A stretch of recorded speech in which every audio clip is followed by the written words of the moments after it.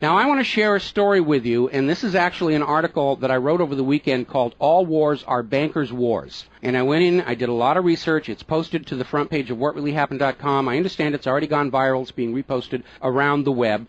But I wanted to basically tell it to you here on the radio show. And it's a very long story. We're probably going to take the rest of the hour to do it.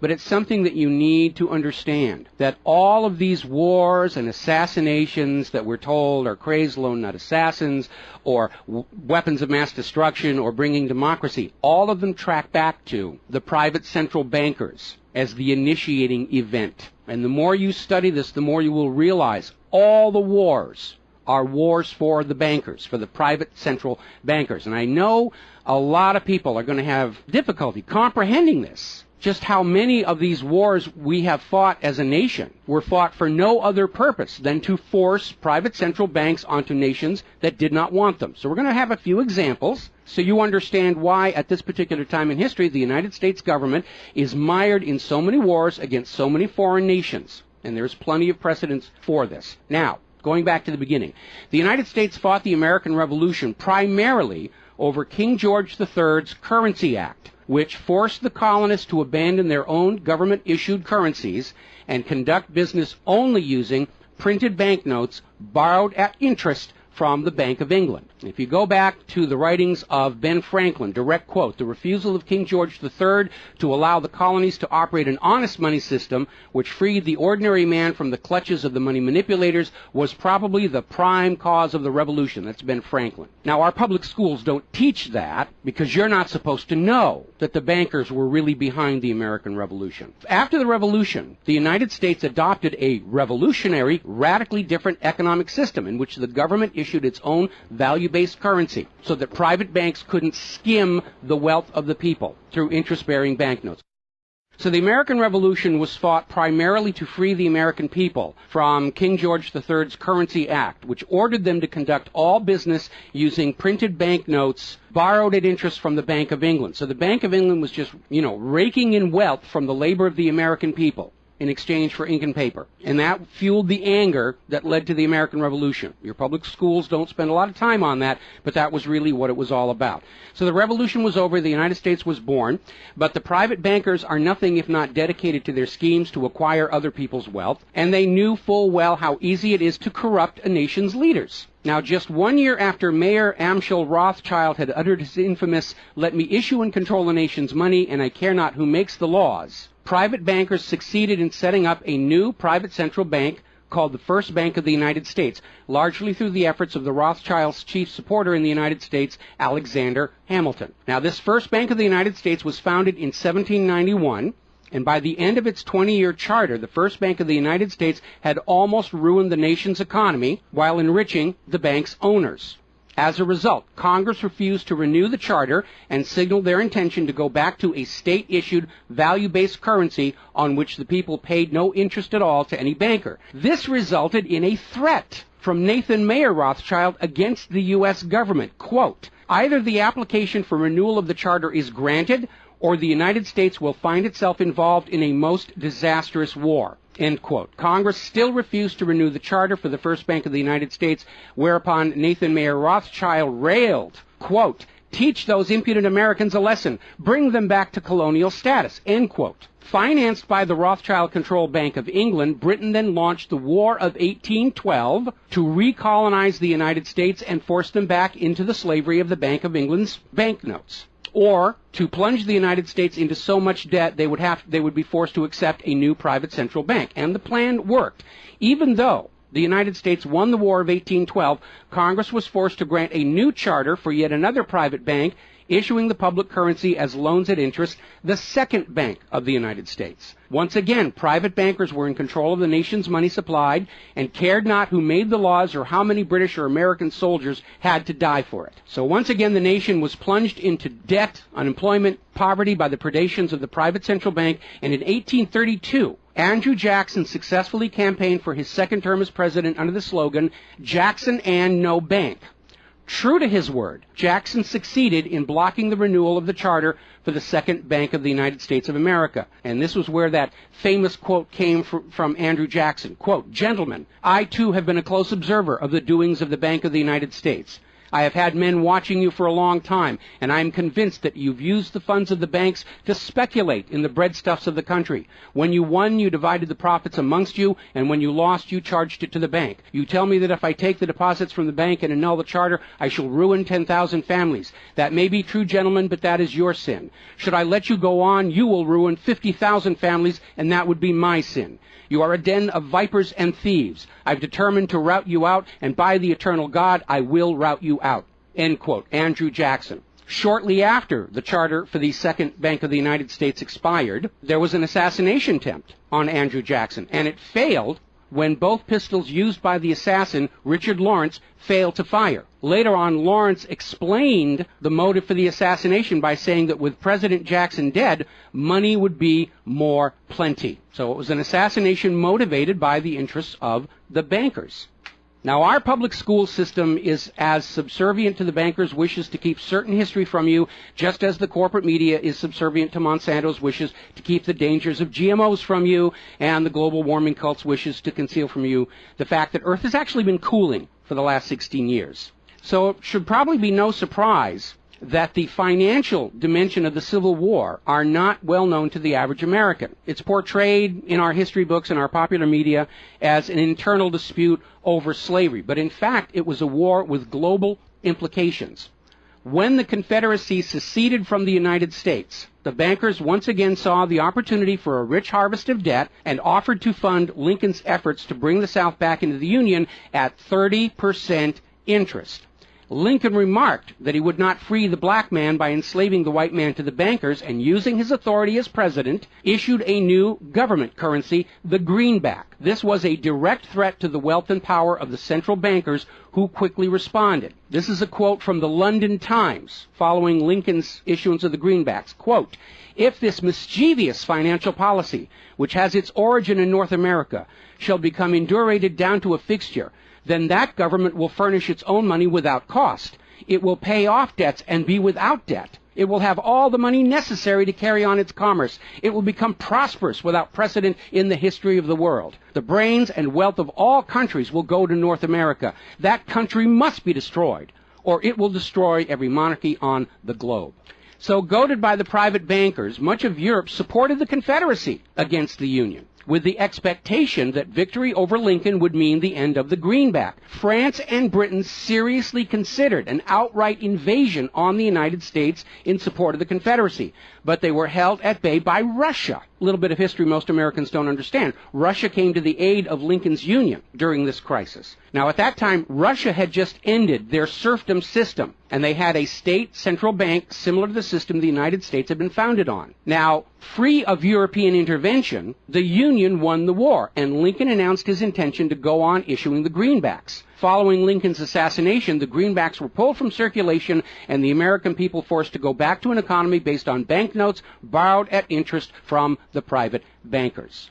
So finally, in 1913, the private central bankers of Europe, in particular the Rothschilds of Great Britain, the Warburgs of Germany, met with their American financial collaborators on Jekyll Island, Georgia, to form a new banking cartel with the express purpose of forming the Third Bank of the United States, with the aim of placing complete control of the United States money supply once again under the control of private bankers. Owing to hostility over the previous banks of the United States, the name of this third bank was changed to the Federal Reserve, in order to grant the new bank a quasi-governmental image. But in fact, it is a privately owned bank. It's no more federal than Federal Express. In fact, last year, the Federal Reserve successfully rebuffed a Freedom of Information lawsuit by Bloomberg News on the grounds that as a private banking corporation, and not actually a part of the U.S. government, the Freedom of Information Act did not apply to the operators of the Federal Reserve. So 1913 proved to be a transformative year for the nation's economy. First, with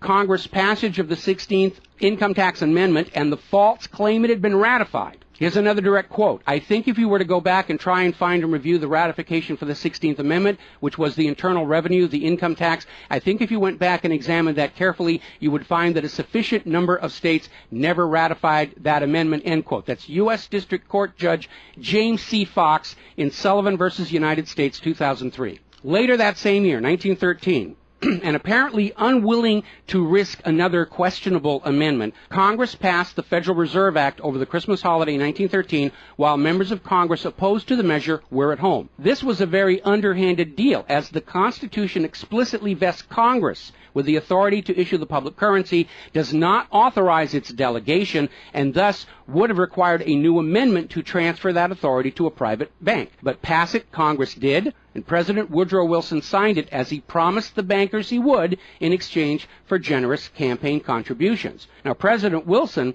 later regretted that decision. You've probably heard this quote before, but you're going to get it again. Quote, "I am a most unhappy man. I have unwittingly ruined my country. A great industrial nation is now controlled by its system of credit. We are no longer a government by free opinion, no longer a government by conviction and the vote of the majority, but a government by the opinion and duress of a small group of dominant men." That was Woodrow Wilson writing in 1919. Now, 1 year after the passage of the Federal Reserve Act, World War I started, and it is important to remember that prior to the creation of the Federal Reserve, there was no such thing as a world war. Now, World War I actually started between Austria, Hungary, and Serbia, but quickly shifted to focus on Germany. Why Germany? They didn't start the war. Why was Germany the villain in World War I? Well, the real reason was their industrial capacity was seen as an economic threat to Great Britain. Great Britain's pound was already in decline at the time because too much economic emphasis was on banking and finance, and not enough was on agricultural development, industrial development, and infrastructure. It's very much like the situation we have in the United States right now. All the financial operatives, they want to play the Wall Street games, and other parts of the economy are being neglected. We've lost a great deal of our manufacturing. We're not the agricultural exporter we used to be because everybody's over there at Wall Street playing in that giant open-air casino. Now, pre-war Germany did have a private central bank, but it was under strict control by the German government to keep inflation at reasonable levels and to make sure that all of the German economy was being properly funded, just like Putin did with their central bank about a month ago.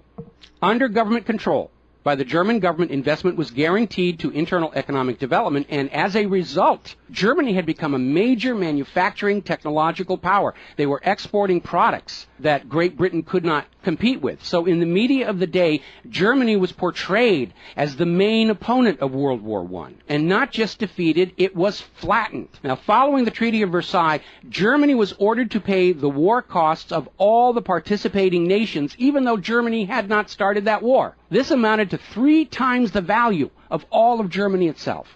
Germany's private central bank, to which the German government had gone deeply into debt to pay the cost of the wars, was allowed to break free of government control. That led to the massive inflation of the Weimar Republic, followed, permanently trapping the German people in endless debt. And money speculators were running rampant, and it led to these situations where you had literally a whole basket full of paper notes to get a loaf of bread. Now, when the Weimar Republic collapsed economically, it opened the door for the National Socialists to take power.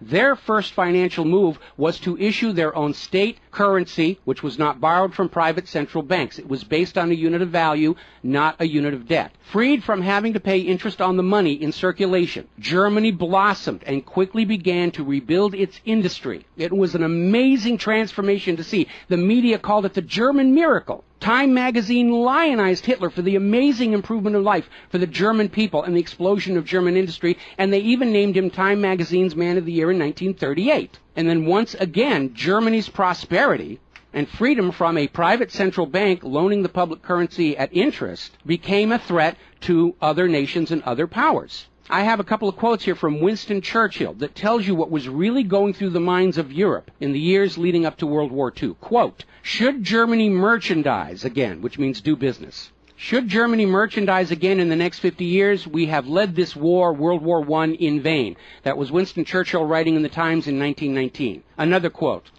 "We will force this war upon Hitler if he wants it or not," end quote. Winston Churchill in a 1936 radio broadcast. Quote, "Germany becomes too powerful. We have to crush it," end quote. Winston Churchill in November 1936 speaking to U.S. General Robert Wood.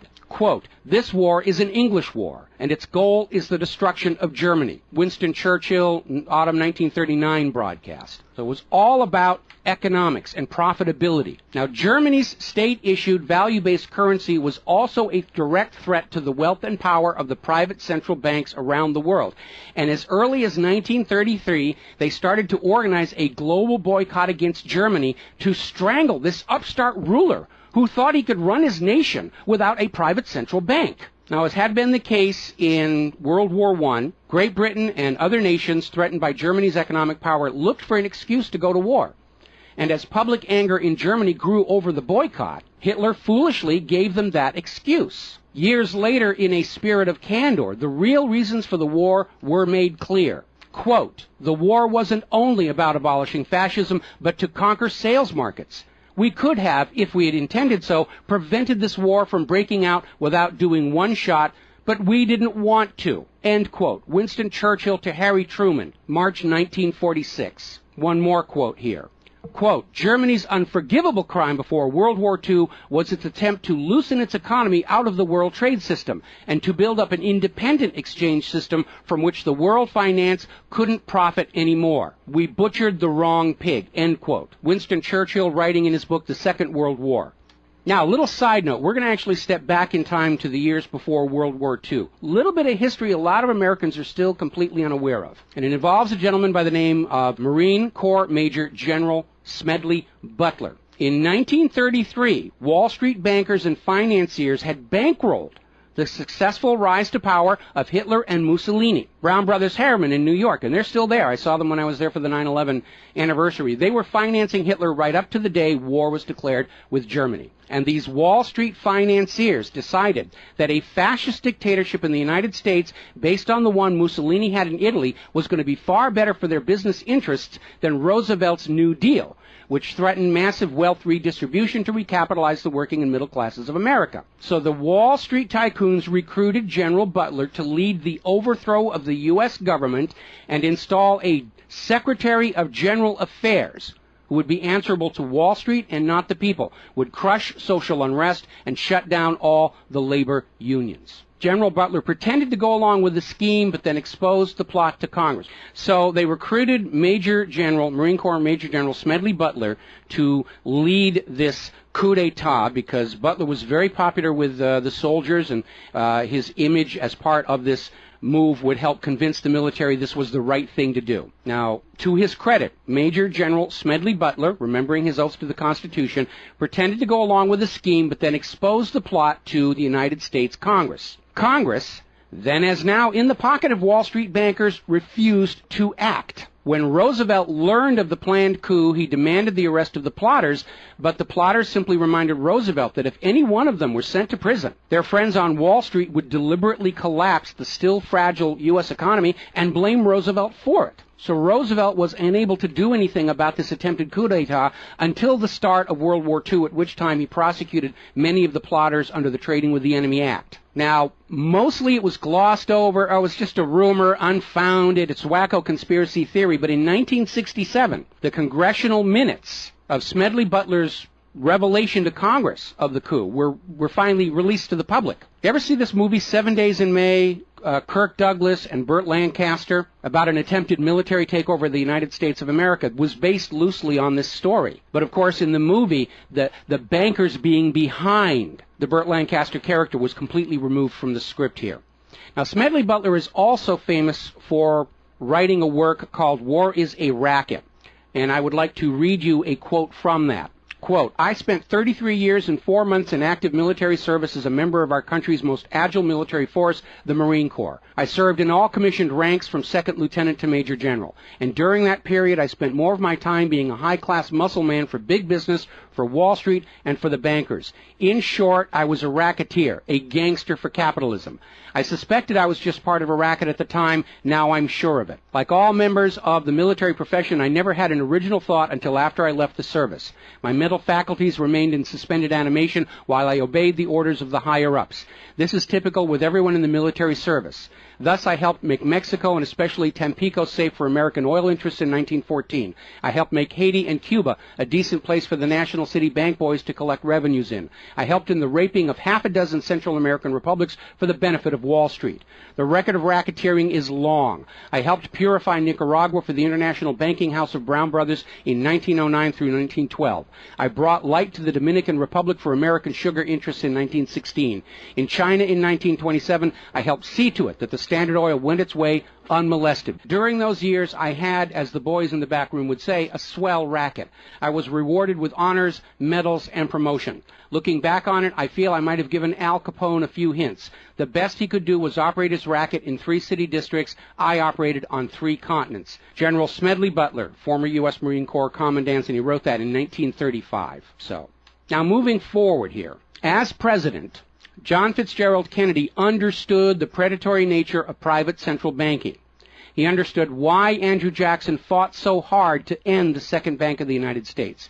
So Kennedy wrote and signed Executive Order 11110, which ordered the U.S. Treasury to issue a new public currency called the United States Note. Now, Kennedy's United States notes were not borrowed from the Federal Reserve. They were created by the U.S. government and backed by the silver stockpiles held by the U.S. government. It represented a return to the system of economics the United States had been founded on, and it was perfectly legal for Kennedy to do so under the Constitution.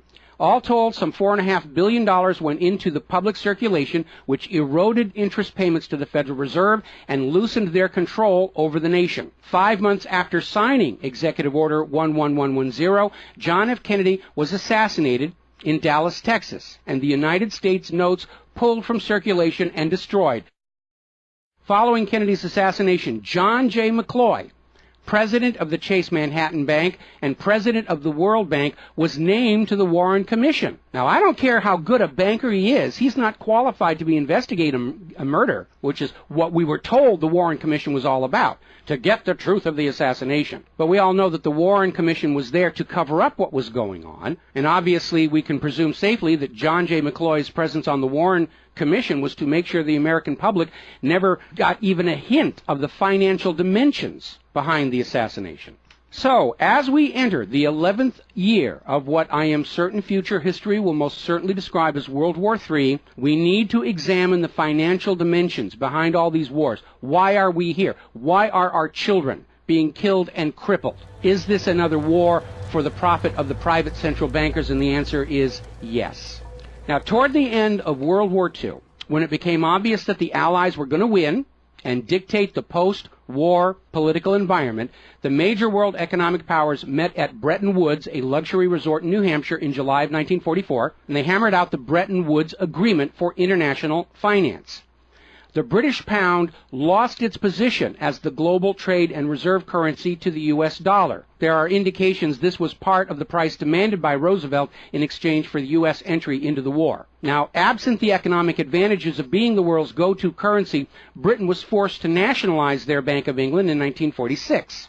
The Bretton Woods Agreement, ratified in 1945, in addition to making the dollar the global reserve and trade currency, obligated the signatory nations to tie their currencies to the dollar. The nations that ratified Bretton Woods did so on 2 conditions. The first was that the Federal Reserve would refrain from overprinting the dollar, basically as a means to loot real products and produce from other nations in exchange for ink and paper. It basically was an imperial tax imposed by the U.S. economic system on the rest of the world. That assurance of no overprinting was supposedly backed up by the second requirement, which was that the U.S. dollar would always be convertible back to gold by the U.S. government at $35 an ounce.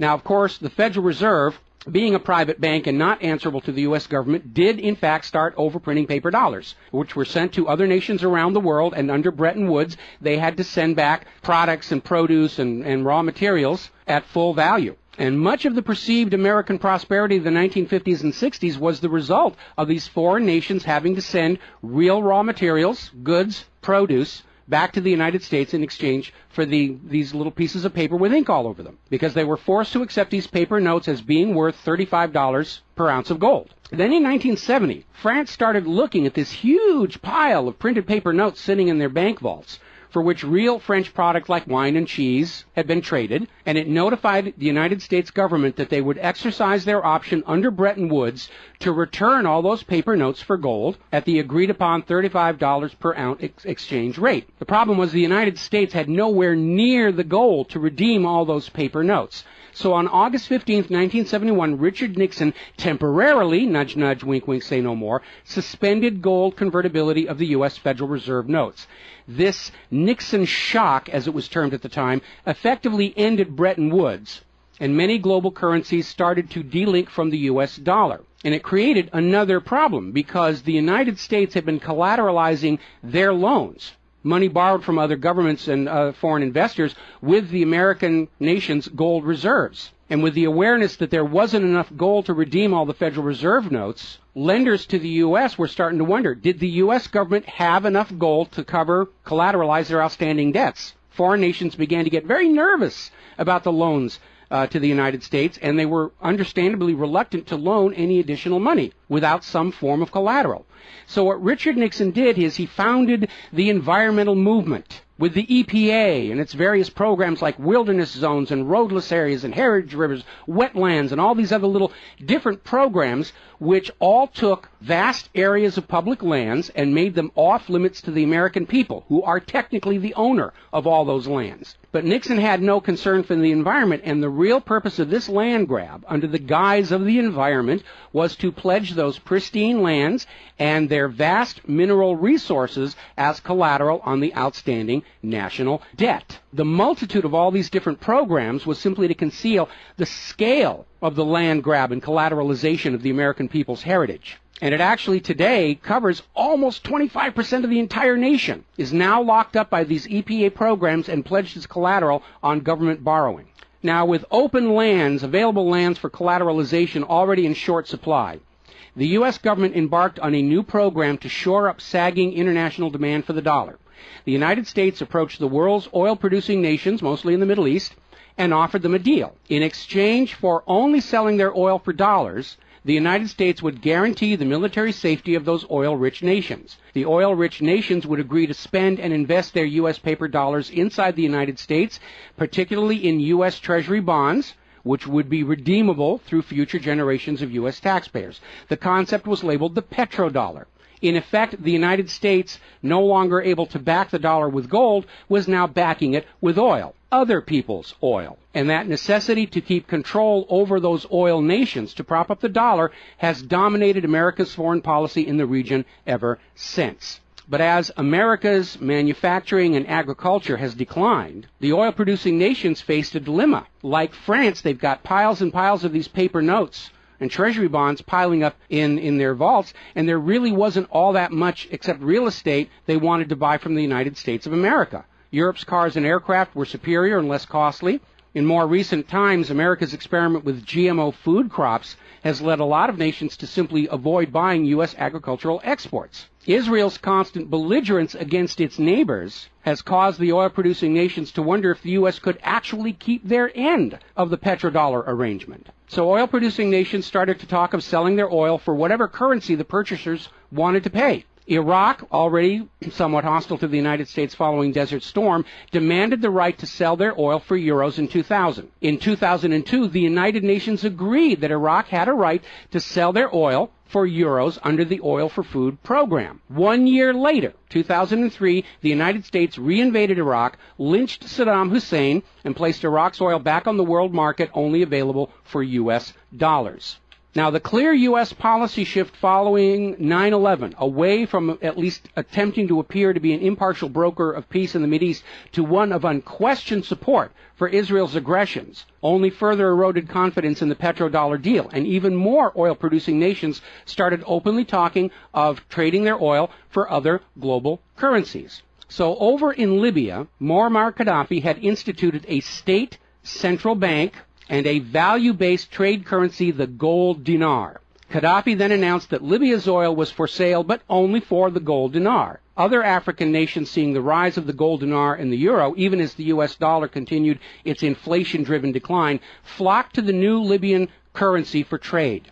This move had the potential to seriously undermine the global hegemony of the dollar. French President Nicolas Sarkozy reportedly went so far as to call Libya a threat to the financial security of the world. So the United States invaded Libya under the guise of supporting a popular rebellion. They brutally murdered Gaddafi, apparently because the object lesson of Saddam's lynching had not been enough of a message, imposed a private central bank, and returned Libya's oil output to dollars only. The gold that was supposed to be made into the gold dinars, as of the last report I could find, unaccounted for. Now, according to General Wesley Clark, the master plan for the dollarification of the world's oil nations included 7 targets: Iraq, Syria, Lebanon, Libya, Somalia, Sudan, and Iran. Venezuela, which has started selling their oil to China for the yuan, seems to be a late addition. What is notable about those original 7 nations targeted by the U.S. is that none of them are members of the Bank of International Settlements. This is the private central banker's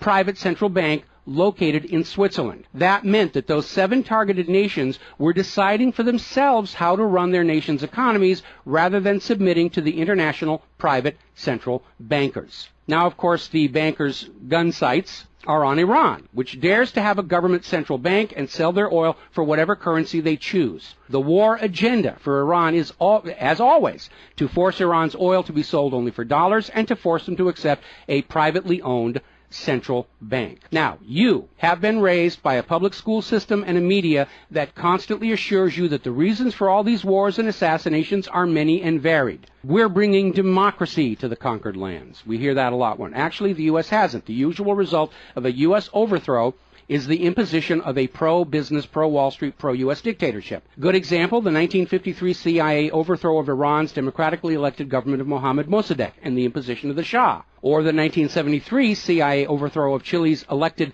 government of President Salvador Allende and the imposition of the dictator Augusto Pinochet. Another one of the excuses we'll get is we have to save the people from a cruel oppressor. That's the one they're using in Syria right now. Revenge for 9/11. That was a big one going into Iraq. And then later on, President Bush was caught on video saying, no, Iraq had nothing to do with 9/11.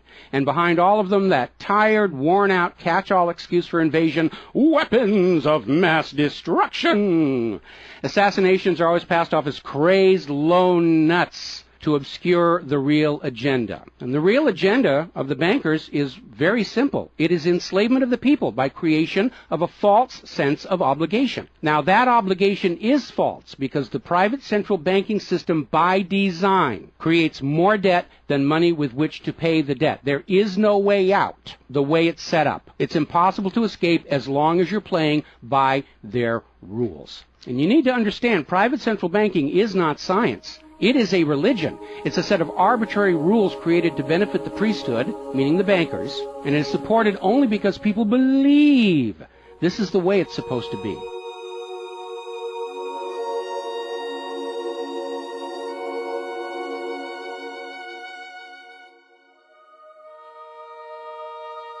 It is a religion. It's a set of arbitrary rules created to benefit the priesthood, meaning the owners of the private central banks.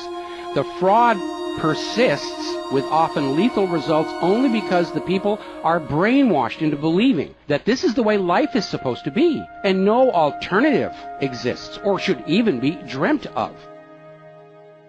Now, this same approach, the same brainwashing, was true of 2 earlier systems of enslavement, rule by divine right and slavery, both systems built to trick people into obedience, and both now recognized by modern civilization as illegitimate. So now we are on the verge of a new era in history where we will recognize that rule by debt, rule by private central bankers issuing the public currency as a loan at interest is equally illegitimate. It only works as long as people allow themselves to believe that this is the way life is supposed to be. But you need to understand something that's the core of the issue. Private central banks do not exist to serve the people, the community, or the nation. Private central banks exist to serve their owners, to make them rich beyond the dreams of Midas, and all for the cost of ink, paper, and the right bribe to the right official, and the occasional assassination. But behind all these wars and all these assassinations, the 100 million plus horrible deaths from all of these wars, lies a single policy of financial dictatorship. The private central bankers only allow rulers to rule, only on the promise that the people of a nation be enslaved to the private central banks. Rulers who do not go along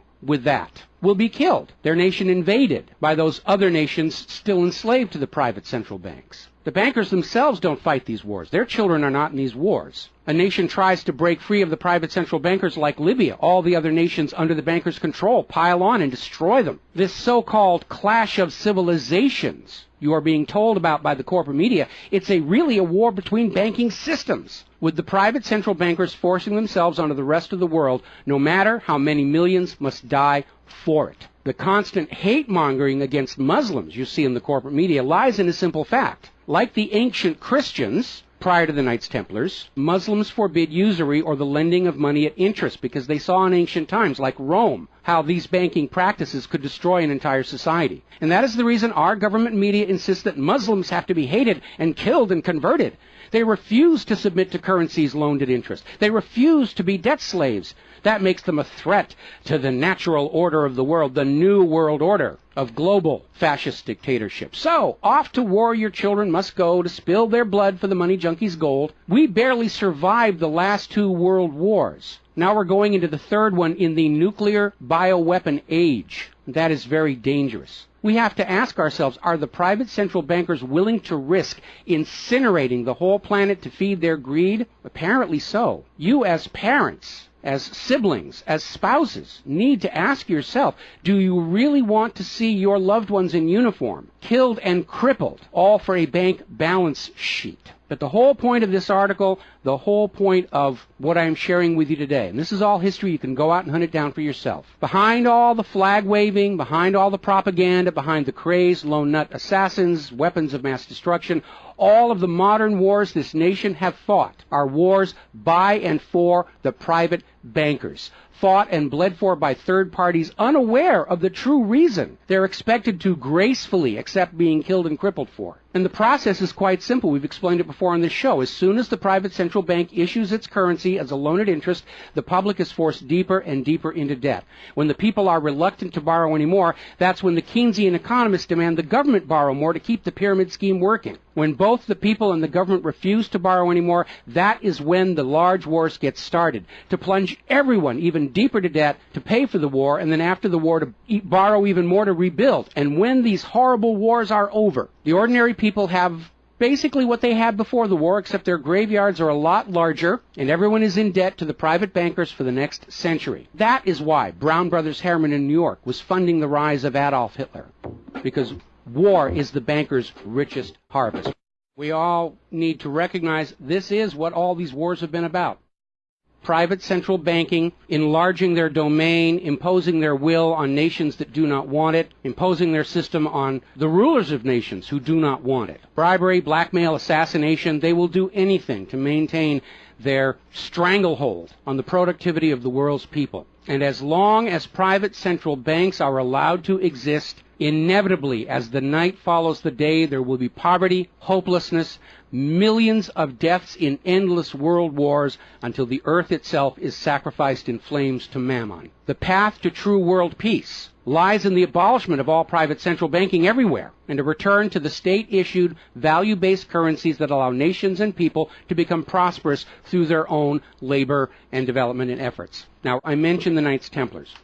Prior to the Knights Templars, Christianity, like Islam, forbade usury because Christianity, much of Orthodox Christianity, came out of Rome, and they had seen firsthand what debt-based economies do, even to the Roman Empire. They'd seen it firsthand. So they had a ban on usury. And the Knights Templars were able to basically either bribe or blackmail the Pope to get a special dispensation that allowed them to rent money, is what they called it. They didn't call it usury, they called it renting money. A lot of modern predatory banking practices were pioneered by the Knights Templars. and they plunged Europe into hopelessly unpayable debt until finally French King Philip IV, otherwise known as Philip the Fair, did the only solution he could do, because he understood as long as you believed in the rules of the bankers, as long as you played by the rules they created to serve themselves, you are hopelessly trapped. And so Philip thought outside the box, and I know he's demonized for it, but in looking at the history of the Templars, it was his last resort. He sent messages to all of the regions in France, secret orders on the same time, in the same moment, on the same day. All of the Templars were arrested, and their commanderies, which is what they called their banks, were broken into, looking for looted wealth. They didn't find a lot of it. It was a paper empire, just like the Federal Reserve is. It's all based on paper. There's nothing of any real value there. It's all paper notes. And he sent the Templars to prison and execution, except for Scotland and Portugal, where the Pope and King Philip IV really didn't have a lot of control.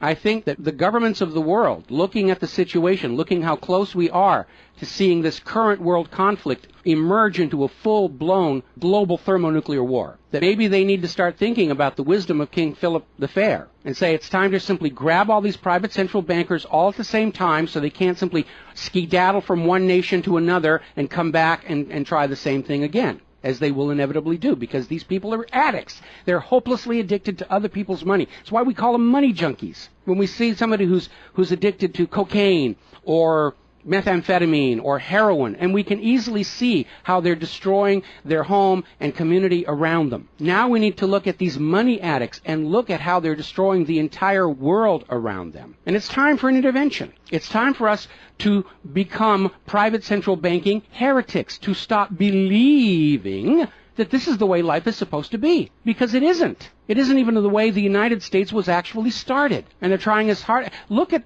the destruction of our nation. We used to be the world's greatest nation. Now the most generous estimate is we're down to number 16 and still falling. And yet, despite the destruction to our nation, its infrastructure, its children, its quality of medical care, the quality of its manufacturing output, we still are compelled somehow to go out and force this same banking system onto the rest of the world at the point of a bayonet. Does that make any sense at all? Not to a rational human being. To a money junkie, yeah, it's perfect. But we're really at a crisis point in history. And the first step to resolving that crisis, to not let it go any further into a potential nuclear war, is to recognize that private central banking, ruled by manufactured illusion of debt, is no more legitimate a system of governance than rule by divine right or rule by slavery. We all need to recognize the true cause of all the pain and suffering and wars. It's not the terrorists, it's not Al-Qaeda. These are just distractions and set pieces put in front of your eyes so you can't see the very clear pattern behind much of modern human history. It's a war of banking systems, with the predatory private central banks seeking to eradicate any nation and any ruler that would dare try and operate their economy outside the control of the private central bankers. That's the real cause for the war. Is it something you're willing to fight and die for, to support these private central bankers? Is it something you're willing